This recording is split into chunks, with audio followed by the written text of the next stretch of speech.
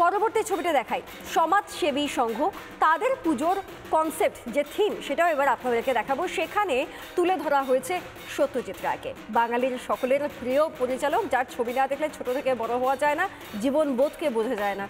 সেই সত্যজিৎ রায়কে তুলে ধরা হয়েছে সমাজসেবী সংগঠনের পুজোয়। তার পথের পাঁচালী যে সিনেমা, যে কালজয়ী সিনেমা, সেটাই এবার সমাজসেবী সংগঠনের থিম, ভাবনায় বাঙালির সম্প্রীতি এবং সংস্কৃতি।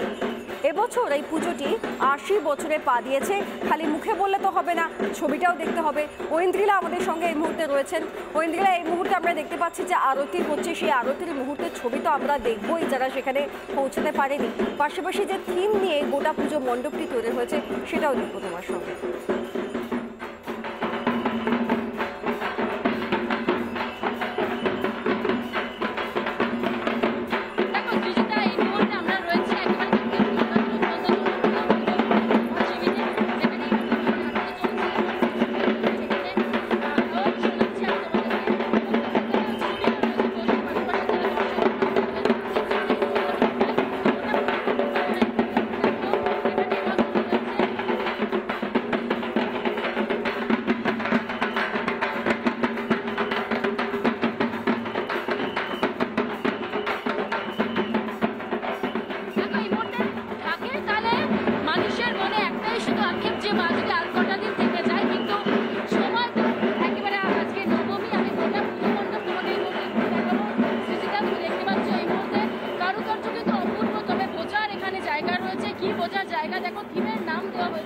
পথের পাঁচালী, এবং যে পথের পাঁচালীকে এখানে তুলে ধরা হয়েছে খানিকটা অন্যরকম। তুমি যেমনটা বলছিলে যে সত্যজিৎ রায়, অবশ্যই আমরা তাকে তো ভুলতে পারবোই না।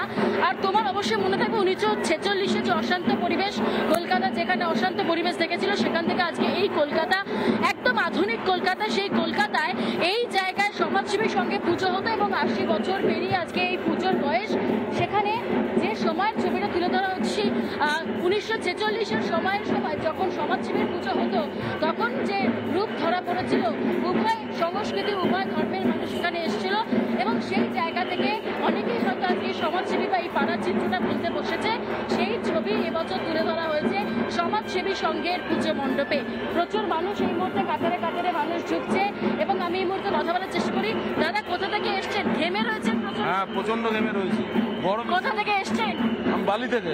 বালি থেকে এসছেন, কি দেখছেন আপনারা? ঠাকুর দেখছি। কোনটা দেখালো? করে ঠাকুর দেখালো? আপাতত 4-5টা দেখা হয়েছে। এটা নিয়ে কত নম্বর? এটা নিয়ে 5 নম্বর। এরপর কোথায় যাবে?